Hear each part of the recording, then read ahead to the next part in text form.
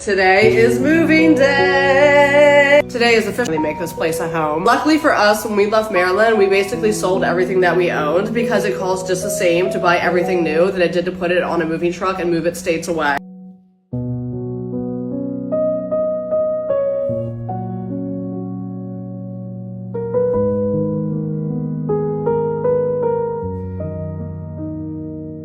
Every single time that I move is the amount of laundry that needs to be done while moving. It's like an endless cycle of the washing machine and the dryer just running for basically